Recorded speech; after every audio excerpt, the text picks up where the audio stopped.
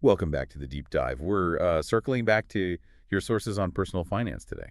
That's right. Specifically, the Ritzy-Aish method by Richard and Diego Gracia. And our goal here is really just to pull out those core ideas again, Yeah. the things that can help you, the learner, get a handle on finances quickly without feeling, overwhelmed. And what's interesting about the authors, Richard and Diego, is they weren't finance gurus initially. Middle-class guys from Spain, no formal training. Right. They basically taught themselves, found financial freedom, and now they want to share that roadmap, make it accessible. Yeah, democratize the knowledge, basically. And the book's core message is pretty straightforward, isn't it? It really is. It boils down to spend less, ditch the bad debt, learn to save, learn to invest. And ultimately work towards that financial freedom idea. Mhm. Okay, so where do they suggest starting? What's the first key takeaway? Well, fundamentally, it starts with mindset, like really shifting your focus from just buying stuff now to thinking about your long-term financial health. That makes sense, like that Benjamin Franklin quote they used. Exactly. An investment in knowledge pays the best interest. They really hammer home the idea that reading, seeking info like you're doing right now is key. And it's available to everyone, which is great. Though they do point out that general financial literacy isn't always where it should be. True.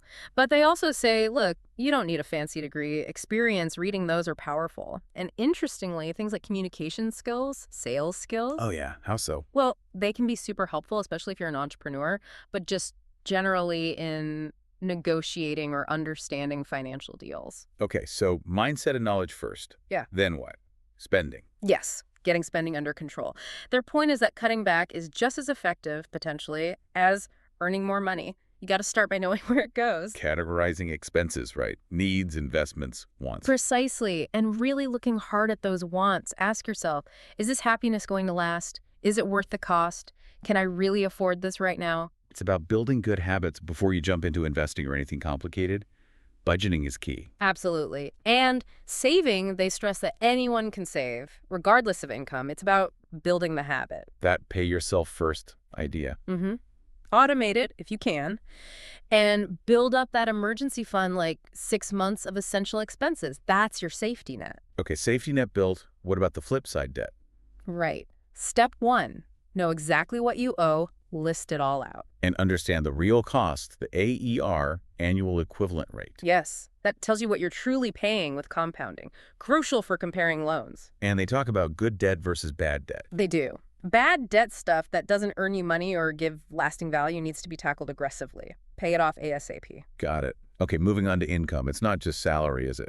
No, definitely not. They encourage looking at, portfolio income from investments or even passive income streams. And the difference between gross and net income is huge. Oh, totally.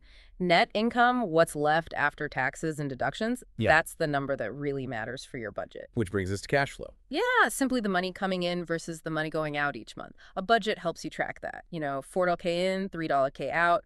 That's 1K positive cash flow. Okay, so managing the flow leads to assets. Exactly. This is critical. Assets put money into your pocket.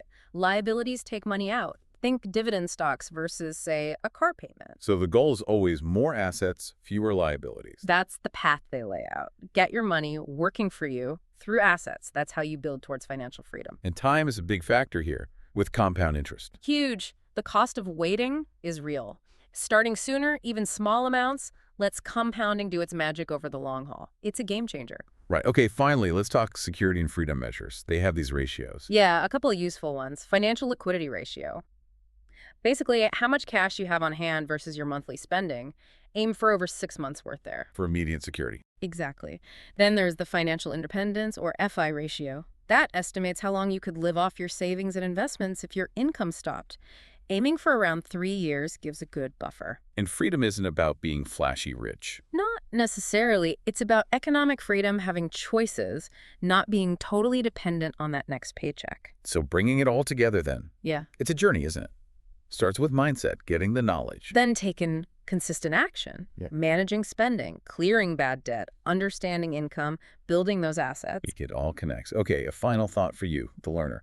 Which one of these ideas really clicked for you today? Yeah, what's the one thing that resonated most? And maybe what's one small thing you could do, like right now, to put that idea into action? That first step starts your journey.